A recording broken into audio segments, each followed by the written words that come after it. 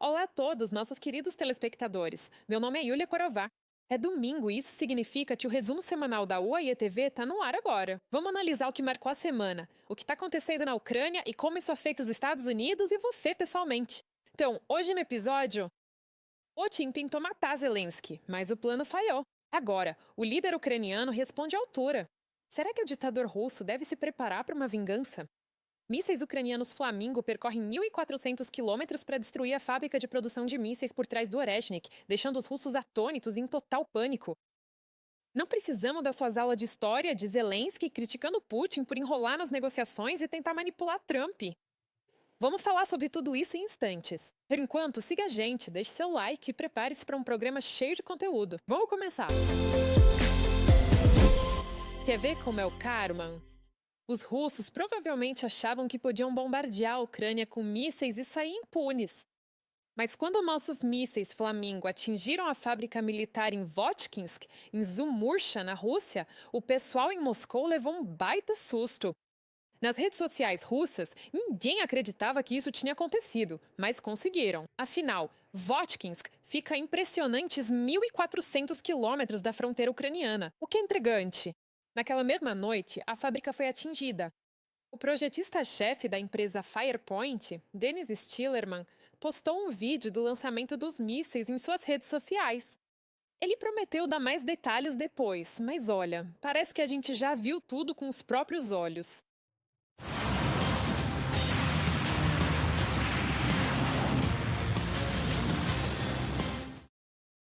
O Estado-Maior da Ucrânia já confirmou o ataque à fábrica.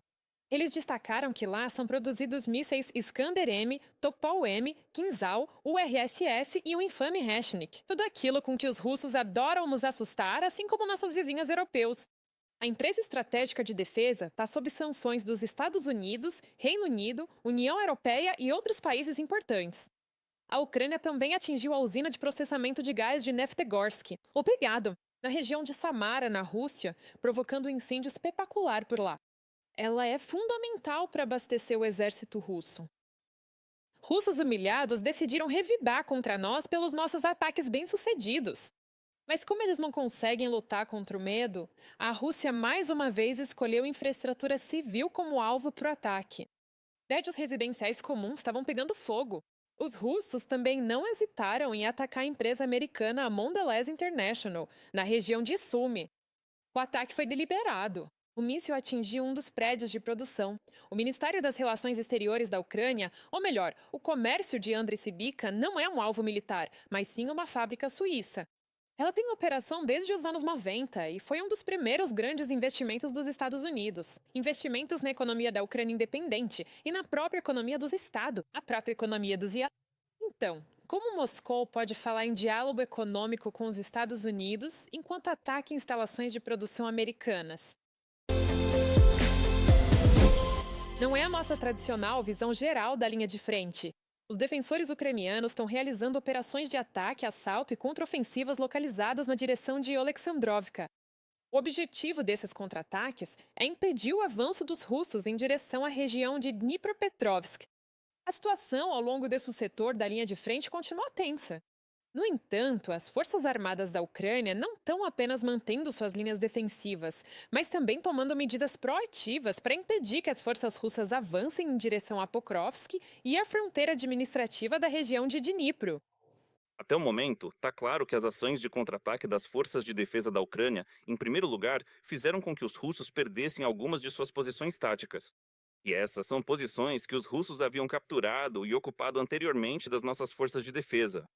Em alguns trechos da linha de frente, neste momento, nós estamos... Não vamos nomeá-las, já que a operação ainda está em andamento.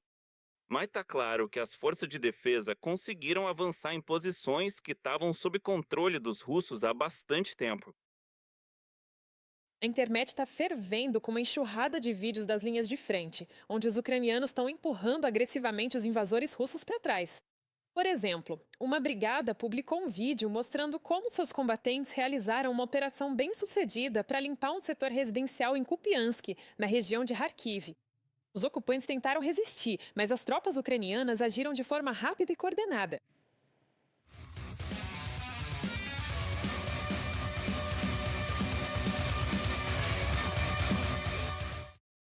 Os russos realmente não querem morrer à toa.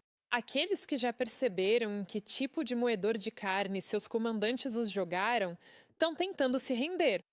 Então, nesta semana, um grupo de soldados russos em Kuipins se rendeu voluntariamente às Forças Armadas da Ucrânia usando o chatbot do projeto Quero Viver. Ao deixarem suas posições, o grupo foi avistado por um drone russo. O exército russo abriu fogo contra suas próprias tropas, usando morteiros e drones FPV para impedir a rendição deles. Os ocupantes tiveram que se esconder em uma área residencial antes de conseguirem chegar a uma zona segura. A Ucrânia ainda pode lutar por anos e não vai concordar em ceder território em nenhum acordo.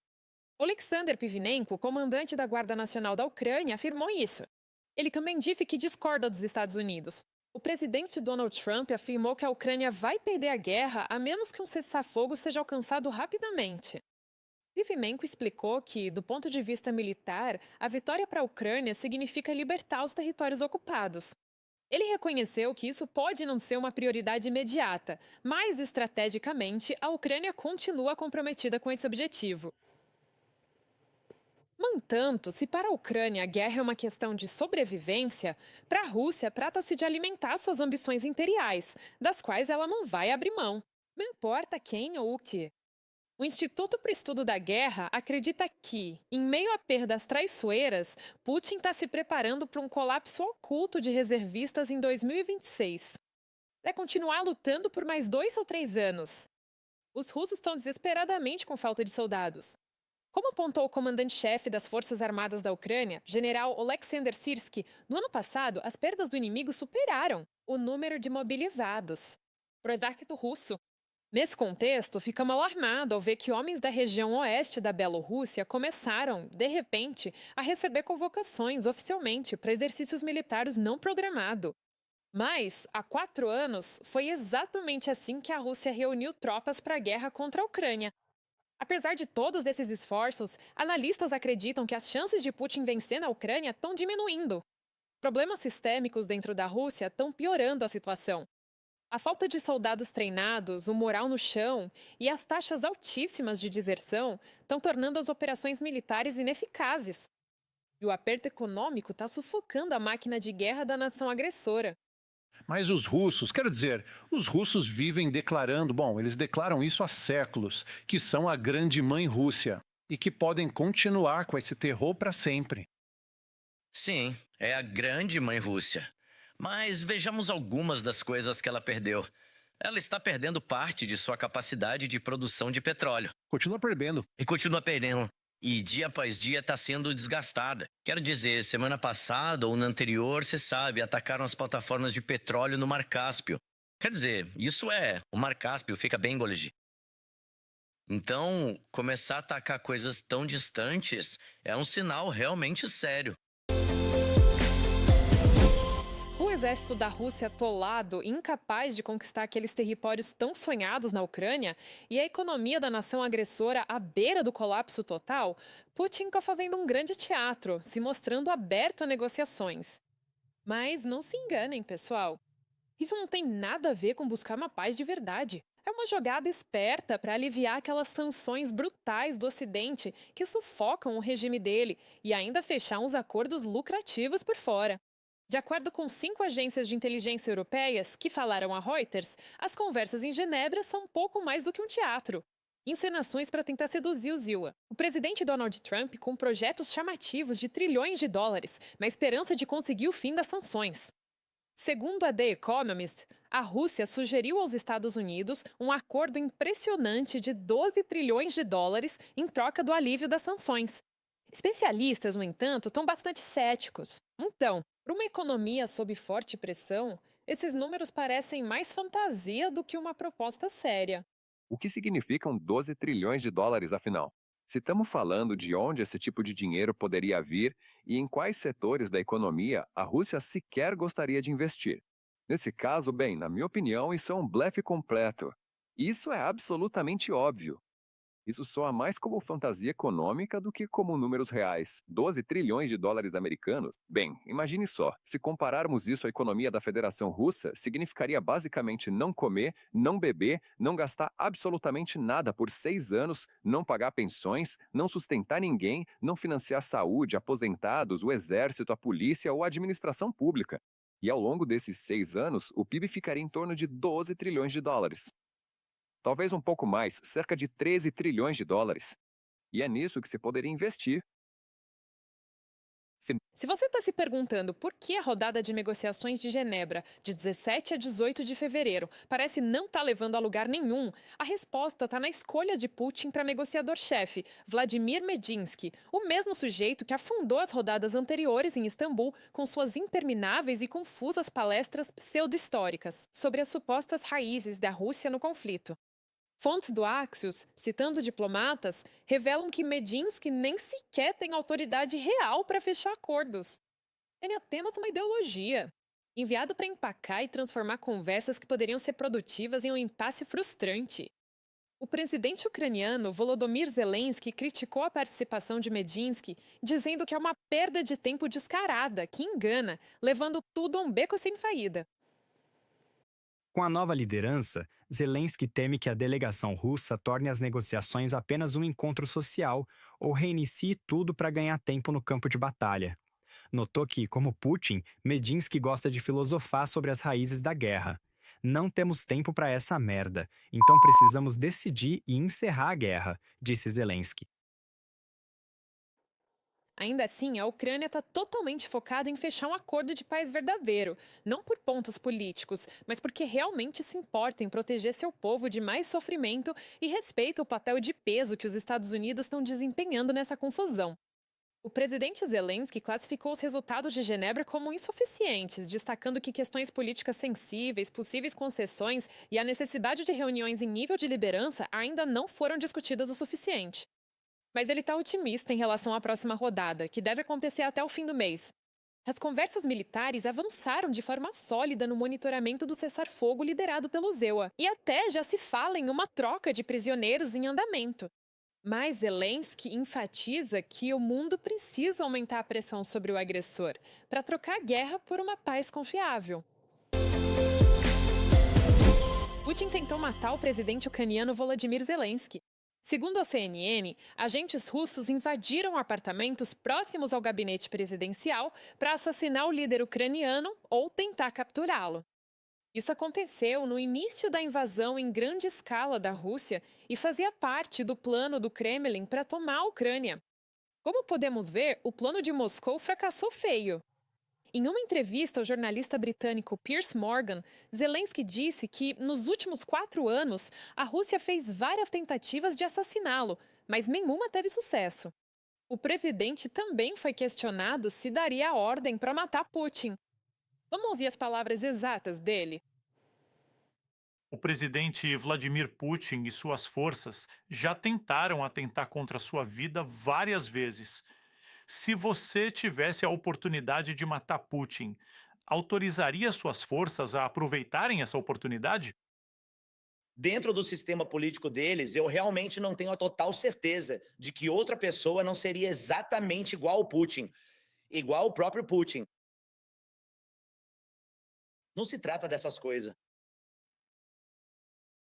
Na mesma entrevista com Piers Morgan, Zelensky explicou a posição dos ucranianos nas negociações, declarando que ameaçar o Donbass para a Rússia está totalmente fora de cogitação.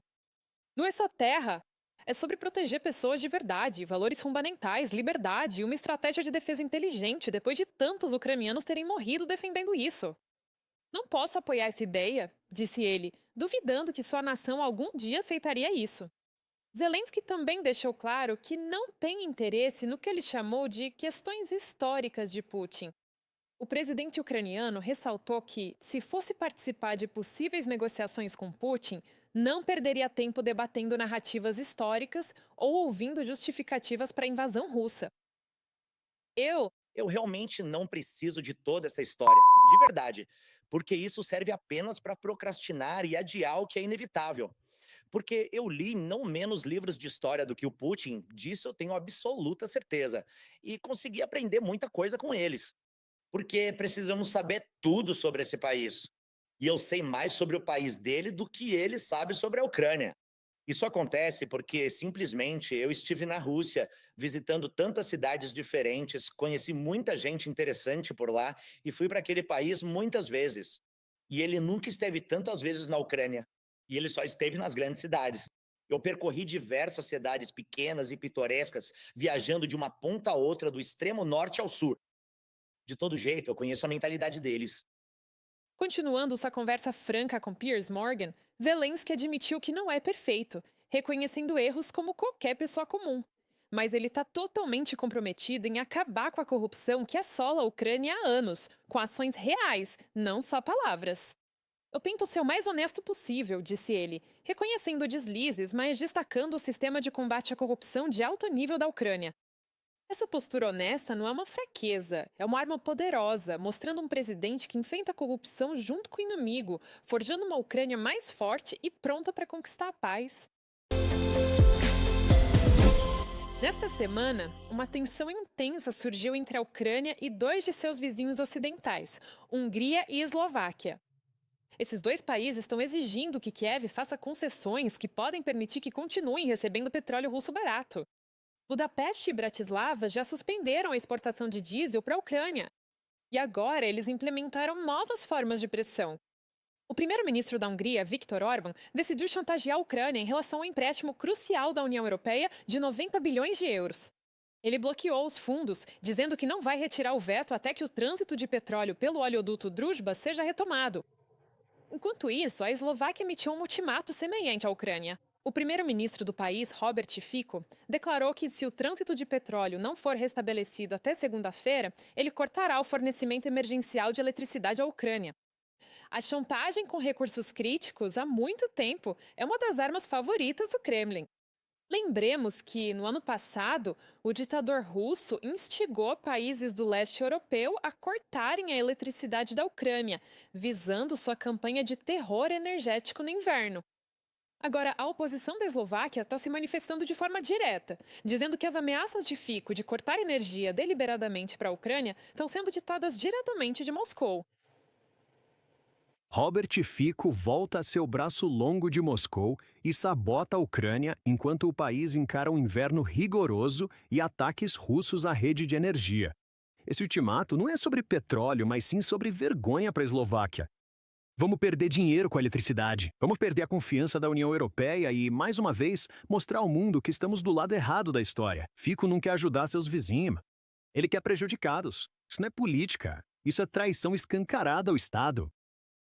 O Ministério das Relações Exteriores da Ucrânia respondeu aos ultimatos de poder total da Hungria e da Eslováquia com uma mensagem contundente. Enviem suas exigências ao Kremlin, não a Kiev. Os ucranianos chamaram isso de um golpe à estabilidade energética da Europa e pediram a Budapeste e Bratislava que enfrentem o verdadeiro agressor, em vez de caírem na estratégia de dividir para conquistar de Moscou. A Ucrânia está preocupada com as ações dos governos da Eslováquia e da Hungria, já que vemos os povos desses dois países como nossos bons amigos. Ficamos especialmente chocados com a estranha campanha pré-eleitoral do partido do atual primeiro-ministro da Hungria. Viktor Orbán divulgou um vídeo em que criticou nosso presidente Volodymyr Zelensky e acusou a Ucrânia de, interferir nas eleições húngaras. Afim chamado, é claro. Ao mesmo tempo, Orbán não apresentou nenhuma prova. Enquanto isso, em outro vídeo de campanha, há uma cena chocante mostrando a execução de um soldado húngaro e seu neto. Isso foi gerado por inteligência artificial. O partido de Orbán está ativamente promovendo a narrativa de que a oposição supostamente arrastaria o país para a guerra sob ordens da União Europeia. Tais métodos de campanha foram condenados até mesmo na própria Hungria, sendo chamados de manipulativos. A responsabilidade pela guerra que estourou na Ucrânia recai unicamente sobre a Rússia, que invadiu, então ficamos profundamente entristecidos por essas execuções vindas de Viktor Orbán. Da guerra direto para os jogos. Os invasores russos foram autorizados a competir nas Paralimpíadas sob suas próprias bandeiras nacionais. Ia tocar o hino dos países que diariamente aterrorizam seus vizinhos, matam crianças e ameaçam todo mundo civilizado. E agora, soldados que cometeram crimes na Ucrânia vão competir lado a lado com atletas de verdade. A decisão de permitir que russos e bielorrussos retornem às Paralimpíadas sob suas bandeiras foi duramente criticada. A Itália manifestou oficialmente discordância categórica em relação a essa decisão. A Tchequia declarou que vai boicotar a cerimônia de abertura dos Jogos. O presidente ucraniano Volodymyr Zelensky afirmou que essa é uma decisão absolutamente imunda, que não pode ser respeitada. E o que vocês acham, caros espectadores? O esporte está fora da política ou também te revolta saber que assassinos e estupradores vão disputar medalhas ao lado de atletas decentes? Compartilhe sua opinião nos nossos comentários. E, para finalizar, uma palavra rápida sobre algo importante. Na sexta-feira, a Ucrânia celebrou o 12º aniversário da Revolução da Dignidade. O dia em que os ucranianos se uniram como um só, pela primeira vez desde a nossa independência, para quebrar o domínio imperial da Rússia. Naquele dia, 20 de fevereiro de 2014, no coração da capital ucraniana, ocorreu um massacre a tiros contra manifestantes que defendiam um futuro europeu livre para o país. Nós nem crescemos o sacrifício deles. Como observou o presidente Volodymyr Zelensky, os ucranianos sempre defenderam seus direitos. Eles defendem a independência, a dignidade, o direito a uma vida livre. Foi o povo que conquistou a liberdade para a Ucrânia. Pessoas cujo espírito inquebrável mostra que os ucranianos são livres, fortes e invencíveis.